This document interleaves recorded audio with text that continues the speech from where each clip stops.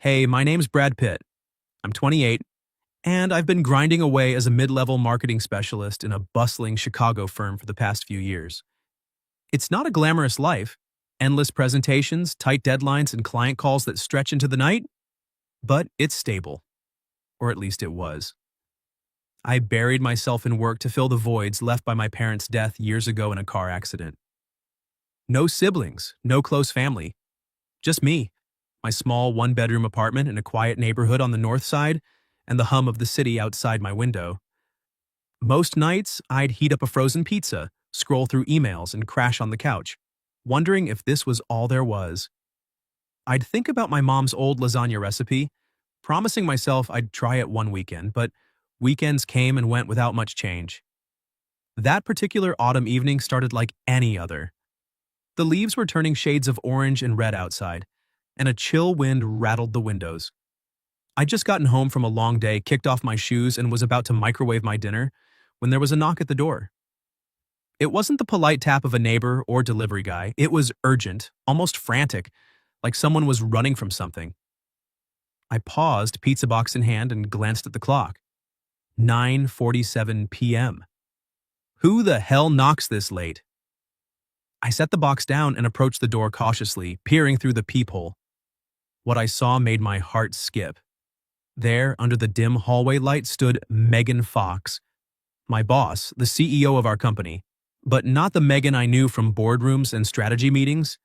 This version was a mess. Her usually impeccable makeup smeared with mascara tracks down her cheeks, her elegant updo half undone, and most shockingly, she was in a wedding dress. A pristine white gown, now mud-splattered at the hem, like she'd run through the streets to get here. Her shoulders trembled, whether from the cold or something deeper I couldn't tell. My mind raced. Megan was 33, a powerhouse in the industry, sharp, unapproachable, the kind of woman who commanded rooms with a single glance. She'd built the company from a startup to a multi-million-dollar enterprise, and everyone whispered about her ice queen reputation. All business, no nonsense. I'd admired her from afar for 2 years, ever since I joined the team. There were moments in meetings where our eyes would meet, and I'd feel a spark, but I'd always dismissed it as wishful thinking. She was out of my league, successful, poised, and engaged to Andrew Bennett, heir to Bennett Corpios, our biggest partner. Their wedding was the talk of the office, a high society event set for that very day. I opened the door slowly, my voice barely above a whisper. "Megan? What? What are you doing here?" She looked up, her blue eyes red-rimmed and desperate, clutching a crumpled envelope in her hand. Her breath came in short gasps like she'd sprinted the last block. "Brad, I couldn't do it. I left the altar, I ran, and I came here because, God, this sounds insane, but I love you. I've loved you for 2 years and I couldn't marry him pretending otherwise." The words hit me like a freight train. My apartment spun for a second. Love me? This woman who barely acknowledged me outside of work emails? Who I'd fantasized about but never dared approach? I stood there, frozen, as she stepped forward, her gown rustling against the doorframe. Rain had started to fall outside, pattering against the windows like an unwelcome audience. "Please," she whispered, her voice breaking. "Can I come in? I have nowhere else to go right now." I nodded numbly and stepped aside, closing the door behind her. The scent of her perfume, something floral and expensive, mixed with the earthy smell of rain-soaked fabric. She stood in my cramped living room, looking wildly out of place among my secondhand furniture and stacked marketing books. Her gown trailed on the floor and she hugged herself, shivering. "Here," I said, grabbing a blanket from the couch and draping it over her shoulders. "Sit down, I'll get you some water or tea. Whatever you need." She sank onto the sofa, the envelope still clutched in her fist. As I busied myself in the kitchen, filling a glass, my mind reeled. How did she even know where I lived? HR records? And why me? I'd always been the reliable guy in the office. Solid presentations, on-time deliverables, but nothing special. Certainly not the type to sweep a CEO off her feet. When I handed her the glass, our fingers brushed, and she looked up with a vulnerability I'd never seen. "Thank you, Brad. I I don't know where to start. Andrew and I, it was all arranged. Our families pushed it. The merger with Bennett Corp made sense on paper. But today, standing there in that church with everyone watching, I realized I couldn't fake it anymore. Not when I've been thinking about you every day. Me? I echoed, sitting across from her on the coffee table. Megan, we've barely spoken outside of meetings. I've noticed you too. More than noticed, but you're you, the boss, the one everyone looks up to. She let out a bitter laugh, wiping her eyes with the back of her hand. That's the problem. Everyone sees the CEO, the ice queen. But inside, I've been lonely for years. My parents expect perfection. Marry the right man, seal the right deals. Andrew was safe, but he wasn't you. In those strategy sessions, watching you present with that quiet confidence, the way you'd challenge ideas without ego, it got to me. I started looking forward to work just to see you, but I buried it. Until today. She handed me the envelope, a wedding invitation, gold embossed with her name and Andrew's. I was supposed to say "I do" an hour ago. Instead, I slipped out the back, hailed a cab, and gave the driver your address from the employee directory. Pathetic, right? Not pathetic, I said softly, setting the invitation aside. Brave. But Megan, what now? The company, Andrew, this could blow up everything. Her eyes filled with tears again, spilling over. I know. My parents called, screaming about family honor. The board's probably in panic mode, but for once I don't care. I need to know if you feel the same, or if I'm crazy for showing up like this. I reached out, taking her hand. It was cold, trembling, but real. For the first time in 3 years since losing my parents, I didn't feel alone. You're not crazy. I felt it too. Every time you'd smile during a pitch or stay late to help refine a campaign, it meant something. But I never thought... She leaned forward, her face inches from mine, and in that moment, the world narrowed to just us. The rain pounded harder outside, but inside, something shifted. I pulled her into a hug, her head resting on my shoulder as sobs racked her body. For what felt like hours, we sat there in the dim light of my lamp, the city lights flickering through the window like distant stars. As her breathing steadied, she whispered, Brad, will you choose me? Even if it means chaos? I held her tighter. Yes, whatever comes next, we'll face it together. Outside, the wind howled, scattering leaves across the streets of Chicago, as if sweeping away the old boundaries. For the first time in years, I smiled. A real one. The loneliness that had defined me was cracking, making way for something new, something terrifying and beautiful. The morning after hit like a hangover from a night I hadn't even drunk through. I woke up on the couch, my neck stiff from the awkward position, with Megan curled up beside me under the blanket I'd given her. Her wedding dress was still on, rumpled and out of place in my ordinary apartment, a stark reminder that last night wasn't a dream. The rain had stopped, but the sky outside was gray and heavy, mirroring the weight settling in my chest. She stirred as I moved, her eyes fluttering open, and for a split second there was peace in her gaze, before reality crashed back in. My phone buzzed incessantly on the coffee table, lighting up with notifications. I grabbed it, silencing the ringer, but the damage was done. Texts from coworkers. Dude, is this for real? Megan ditched the wedding? Saw it on the news. Wild. Emails piled up too from the office group chat to HR alerts. I flipped on the TV out of morbid curiosity, and there it was. A local news segment flashing her photo in that gown, headline screaming, Chicago CEO flees altar, scandal or breakdown. Reporters speculated wildly. Family pressure, cold feet, even hints of an affair. My name wasn't mentioned yet, but my stomach twisted. How long until it was? Megan sat up, rubbing her eyes, and saw the screen. Her face paled. Oh God, it's everywhere. She reached for her own phone, which she'd silenced last night, and scrolled through missed calls. From her parents, Andrew, the board. I knew this would happen, but not this fast. I turned off the TV, trying to sound calm. We'll figure it out. First, coffee? She nodded weakly, and I busied myself in the kitchen, but my mind raced. What had I gotten into? Loving her, admitting it, felt right in the quiet of last night, but now? The world was watching, judging. I handed her a mug and we sat in silence for a moment. the steam rising between us like a fragile barrier.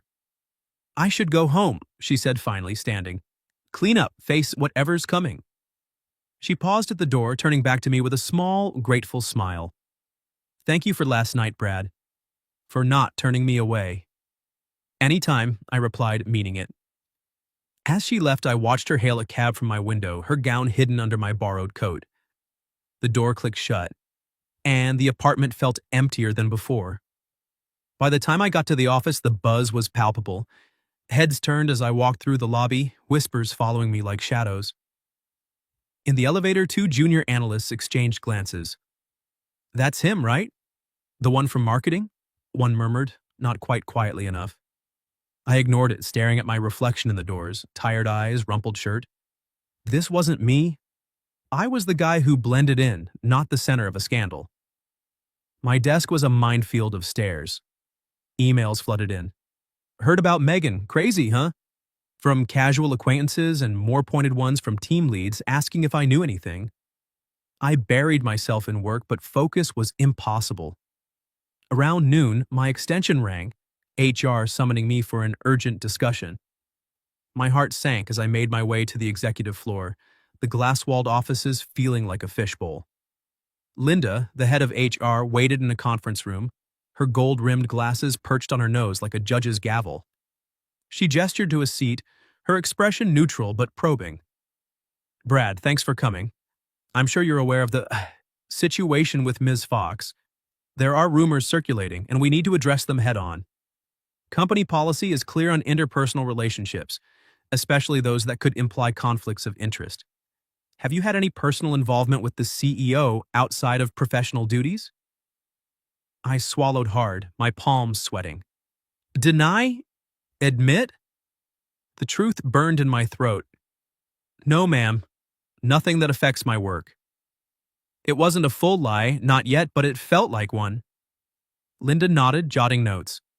We'll monitor this closely. Any developments could lead to further review. For now, keep your head down. I left the room feeling exposed, like every eye in the building was on me. Back at my desk, an email from Megan popped up. Are you okay? This is a mess. Come over for dinner if you can. I could use the company. Her vulnerability tugged at me, but so did the risk. What if someone saw me at her place? That evening, I took a cab to her penthouse in the Loop, the city lights blurring past like accusations. Her building was sleek, modern, doorman, marble lobby, the kind of place that screamed success. She buzzed me up, and when she opened the door, she looked more composed. Jeans and a sweater, hair down, but her eyes were shadowed with exhaustion. We sat in her expansive living room, overlooking the glittering skyline, picking at takeout Chinese. She poured wine, her hands steady but her voice soft. My parents called from New York this morning, screaming about how I've humiliated the family name. What will the investors think? You've thrown away everything we've built. And Andrew, he's threatening legal action, saying I breached some informal agreement on the merger. She set her glass down, tears welling. The board wants a full explanation tomorrow. I built this company from nothing, Brad, and now it could all crumble because I chose honesty. I reached across the table, taking her hand. It was warmer now, but still fragile. You're not alone in this. Whatever they throw at you, at us, we'll handle it. She leaned into me, her head on my shoulder, and for the second time in 24 hours she cried. Not the dramatic sobs of last night, but quiet, wrenching ones that spoke of years of pent-up pressure. As she pulled back, wiping her face, I realized the stakes. Loving Megan meant more than stolen moments. It meant facing the fallout. Career jeopardy, public scrutiny, the loss of my safe, invisible life. But looking at her, raw and real, I knew I couldn't walk away. I won't abandon you, I promised, squeezing her hand. No matter what. She nodded, a faint smile breaking through. In that moment, amid the storm brewing outside, I chose her, fully, irrevocably. The fallout hit harder and faster than I could have imagined. The day after our quiet dinner at Megan's penthouse, I woke to a barrage of notifications on my phone. Stock alerts, office Slack messages, and urgent emails from the board. Our company's shares had dipped 8% overnight, fueled by tabloid headlines screaming about the runaway bride CEO and whispers of corporate sabotage. Andrew Bennett wasn't wasting time. He'd gone public with his grievances, leaking evidence to the press. Screenshots of altered text messages between Megan and me, snippets of doctored audio clips where innocuous work conversations were twisted into something intimate. One headline blared, "Affair Behind the Altar. Marketing exec and CEO's secret romance?" I stared at my screen in disbelief, my coffee going cold in my hand. How had he gotten those? Fabricated, obviously, but convincing enough to spark investigations. The office was in chaos when I arrived, people huddled in break rooms, glancing at me as I passed. Whispers followed. "That's Brad. Think he's the guy?" I kept my head down, focusing on my computer, but my inbox overflowed with concerned notes from colleagues and veiled threats from anonymous senders online. By mid-morning, the summons came, an emergency board meeting in the executive suite. My stomach knotted as I rode the elevator up, the glass walls offering a panoramic view of the city that now felt mocking. The conference room was packed, board members in tailored suits, legal advisors scribbling notes, and at the head of the table, an empty chair where Megan usually sat. She wasn't there yet. I took my assigned seat in the middle, feeling like a defendant on trial. The chairman, Mr. Hargrove, a stern man in his 60s with a penchant for golf analogies, cleared his throat. "Mr. Pitt, thank you for joining us. As you're aware, recent events involving Ms. Fox have caused significant disruption. Stock volatility, partner concerns, Bennett Corp. is threatening to pull out of the merger entirely. And now, these allegations of an inappropriate relationship within the company. We need transparency. Have you engaged in any personal conduct with the CEO that could compromise professional integrity?" The room went silent, all eyes on me. My pulse thundered in my ears. Denying it would be easy, but a lie. Admitting it could end my career. I thought of Megan's tear-streaked face last night, her vulnerability in my arms. "Yes," I said steadily, meeting Hargrove's gaze. "Megan and I have developed a personal relationship. But it started last night, after she left the wedding. Nothing before that affected my work or the company. Those evidences from Andrew are manipulated. Check the metadata, the timestamps don't align." Murmurs rippled through the room. A lawyer leaned forward. "This could open us to lawsuits, fiduciary breaches. If true, it violates our ethics policy." Hargrove nodded gravely. "Mr. Pitt, your position here is now under review. We may need to—" The door burst open before he could finish. Megan strode in, her presence commanding despite the rumpled wedding dress she still wore, now a symbol of defiance rather than despair. Her hair was pinned back hastily, her eyes fierce and determined, carrying a thick folder under her arm. Gasps echoed. No one had expected this entrance. "Apologies for the delay," she said coolly, taking her seat at the head. "But if we're discussing my personal life and its impact on the company, I believe I should be present." She placed the folder on the table with a thud. "Andrew Bennett's accusations are baseless smears. This dossier proves he's been manipulating board votes for months. Backchannel deals to siphon shares, rigged merger terms to favor Bennett Corp. At our expense. As for the evidence against Brad and me, fabricated. I've already had IT forensics confirm the edits."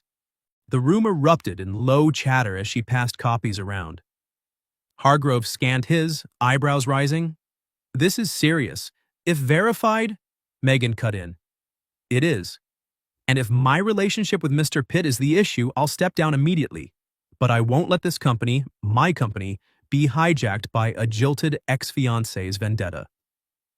A tense debate followed. Some board members pushed for her resignation to stabilize optics. Others argued the merger's value outweighed personal drama. Then Mrs. Eleanor Vance, the eldest member, a trailblazing woman in her 70s who'd sacrificed her own marriage for her career, spoke up. Her voice was steady, laced with regret. "I've watched Megan build this from the ground up, and I've lived the cost of choosing power over heart. I lost my family for it, and I regret it every day. If we punish her for daring to choose love, real love, over a sham alliance, we're no better than the old boys club we fought against. I vote to retain her and investigate Bennett instead." Her words hung in the air, shifting the tide. Votes were cast, a narrow majority to keep Megan as CEO with full authority to restructure and sever ties with Bennett if needed. Andrew's schemes were exposed. By evening, news outlets pivoted, painting him as the villain. But the victory felt hollow. The public scrutiny lingered, tabloids still hounding us, and the office grapevine buzzed louder than ever. As the meeting adjourned, Megan caught my eye across the room. We slipped into a side office once everyone left. She closed the door, leaning against it, exhaustion etching her features.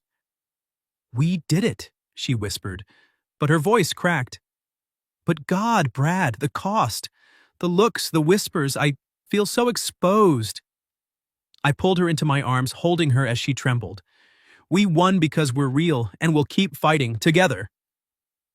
She nodded against my chest, and in that embrace, amid the lingering wounds of the day, I knew we'd changed. No more hiding. We'd chosen each other, scars and all, ready to face whatever came next. The weeks following the board meeting blurred into a whirlwind of damage control and quiet defiance. With Andrew's schemes exposed, the company stabilized. Stocks rebounded, partners recommitted, but the personal toll lingered like a shadow. Whispers in the hallways didn't vanish overnight. If anything, they evolved into sidelong glances and awkward silences. I caught colleagues murmuring about the affair that saved the merger, and online forums dissected our every public appearance. Megan bore the brunt, her once ironclad reputation now laced with speculation. But in the midst of it all, we made a choice. No more hiding. I packed up my modest apartment and moved into her penthouse in the Loop, trading my cramped solitude for floor-to-ceiling windows and a view of the Chicago River that sparkled like a promise at night. At first it felt surreal. Waking up in her king-sized bed, the scent of her shampoo on the pillows, the hum of the city below us. Her place was a far cry from my bachelor pad. Sleek marble counters, abstract art on the walls, and a kitchen stocked with gadgets I'd never used. But we didn't let the luxury define us. Instead, we carved out a routine grounded in simplicity, a deliberate rebellion against the chaos outside. Morning started with me brewing coffee while she scrolled through emails, her bare feet tucked under her on the couch. I'd slide a mug into her hands and she'd smile, that real, unguarded one I'd only glimpsed before. We learned to lean on each other in ways we'd never allowed ourselves before.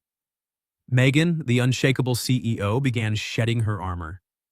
One evening, after a grueling board call where investors grilled her about personal distractions, she came home and collapsed onto the sofa, kicking off her heels. "I can't keep pretending I'm invincible," she admitted, her voice cracking. I sat beside her, pulling her close. "You don't have to. Not with me." She cried then, not the dramatic sobs of that first night, but soft, releasing ones. I held her, stroking her hair, realizing this was love. Not the grand gestures, but the quiet permission to be human. In return, I opened up too. For years, I'd hidden my grief over my parents behind workaholic habits, convinced vulnerability made me weak. But with Megan, I shared the little things. How I'd stare at old photos late at night, or how the silence in my old apartment echoed their absence. I thought I was fine alone, I told her one afternoon as we walked along the riverfront, hand in hand despite the occasional staring passerby. But now, I don't want to be. She squeezed my fingers. Neither do I. Our days found a rhythm in the ordinary. I'd cook breakfast, scrambled eggs and toast, nothing fancy, while she practiced yoga in the living room, her mat unrolled facing the sunrise. She'd join me, stealing bites between poses, and we'd laugh about office gossip or brainstorm campaign ideas like equals, not boss and employee. Weekends became our escape. We'd drive out to the suburbs in her sleek Audi, windows down, heading to quiet spots like the Indiana Dunes or hidden cafes in Oak Park. No agendas, just us, picnics on the beach, her head on my lap as we watched waves lap the shore, talking about dreams we'd shelved for too long. Back at the office, things shifted too. I threw myself into projects, proving my worth beyond the scandal. One initiative stood out.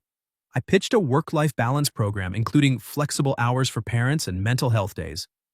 Megan championed it, turning it into company policy. "For the dads and moms who've sacrificed too much," she said in the announcement, her eyes meeting mine across the room. It wasn't just business, it was personal, healing the fractures we'd both carried. But not every day was easy. The stares persisted, and Megan's family drama simmered. Her mother called weekly, alternating between pleas and accusations. "You've ruined our name. Think of the legacy." Andrew faded into irrelevance, his reputation tarnished, but the emotional scars he left on her ran deep. One night, after a particularly vicious voicemail, she paced the penthouse, tears streaming. "Sometimes I wonder if it was worth it. All this pain for us." I stopped her, cupping her face. "It is. Because we're real. And that's more than what you had before." As winter crept in, blanketing Chicago in snow, our bond deepened. One stormy evening, with flurries whipping against the windows, I convinced her to bundle up and head to the rooftop terrace. The city below was a sea of lights, muffled by the falling white. We stood there, breath fogging the air, her gloved hand in mine. "Megan," I said, my voice steady despite the nerves, "I don't have a ring or a speech, just this. Will you marry me? Not for show, not for mergers, just us, building something true." She froze, eyes wide, then tears spilled over as she nodded. "Yes, Brad, 1,000 times yes." We kissed under the snow, her lips cold but her embrace warm, sealing a promise forged in fire. In that moment, the storm outside felt distant, our happiness a quiet fortress against it all. 1 year later, almost to the day, everything felt different. Settled, like the pieces of a puzzle we'd fought to assemble had finally clicked into place. The chaos of that fateful night, the boardroom battles, and the relentless scrutiny had faded into memory, leaving scars but also strength. Megan and I stood in a small chapel on the outskirts of Chicago, surrounded by rolling fields dusted with spring wildflowers. No grand cathedral, no paparazzi swarm, just a handful of true allies. A few loyal board members who'd stood by us, my old mentor from the office, and surprisingly, Megan's mother, who'd flown in from New York after months of tentative reconciliation. Megan looked radiant in a simple ivory dress that flowed softly to her ankles, nothing like the extravagant gown from her almost wedding. Her hair was loose, waves catching the sunlight streaming through the stained glass windows. As she walked down the aisle, alone by choice, our eyes met, and I saw the woman I'd fallen for. Not the CEO, but the one who'd shown up at my door broken and brave. Her mother waited at the front, dabbing her eyes with a tissue. When Megan reached me, she squeezed my hand, whispering, "This feels right." The ceremony was intimate, officiated by a kind-faced pastor who'd married couples through tougher times than ours. No vows scripted for show, we spoke from the heart. I went first, my voice steady but thick with emotion. "Megan, I don't promise to always be strong or to fix every storm that comes our way. Life's taught me that's impossible, but I do promise this. I'll never let you face them alone. I'll be your partner in the quiet moments and the chaotic ones, the one who chooses you every day no matter what the world throws at us. You've given me a life I never knew I could have, one filled with real love, not just survival." She smiled through tears, her grip tightening. "Brad, for so long I thought success meant building walls, hiding who I really am. But you saw through them from the start. You didn't just love the version of me everyone else admired. You loved the messy, scared parts too. I promise to choose you, not out of obligation or expectation, but because with you I feel free. You've shown me that family isn't about perfection. It's about showing up even when it's hard. I love you for who you are and for who we've become together." We exchanged rings, simple gold bands engraved with the date of that rainy night, and the pastor pronounced us husband and wife. As we kissed, soft applause filled the chapel, but it felt like the world had narrowed to just us. Megan's mother approached afterward, pulling her into a hug.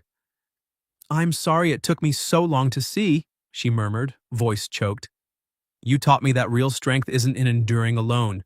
It's in daring to love despite the risks." Megan nodded, tears mingling with her mother's. A bridge mended in that quiet moment. The reception was equally understated. A backyard gathering at a rented farmhouse nearby, with string lights twinkling as dusk fell. We cut a modest cake, shared toast with our small circle, stories of how we'd navigated the storm, laughter mixed with gratitude. No lavish speeches or forced glamour, just genuine connection. As the evening wound down, Megan and I slipped away to a quiet spot overlooking the fields, the horizon painted in hues of pink and gold. We sat on a wooden bench, her head on my shoulder, watching the sun dip below the trees. "A year ago, I thought my life was over," she said softly. "Standing at your door, terrified I'd ruined everything. But look at us now." I kissed her forehead. "We built this, not despite the mess, but because of it. Family isn't the flawless picture everyone expects. It's the place where you can be real, where love holds even when everything else shakes." She nodded, her hand resting on mine. "And we've got that. Finally." As stars emerged overhead, I felt a profound peace. The whispers had quieted, the wounds healed into stories we owned. We'd chosen each other amid the wreckage, and in doing so, created something unbreakable. Love, I'd learned, isn't about avoiding the storm. It's about holding on through it, emerging stronger on the other side. And with Megan by my side, I knew we'd weather whatever came next.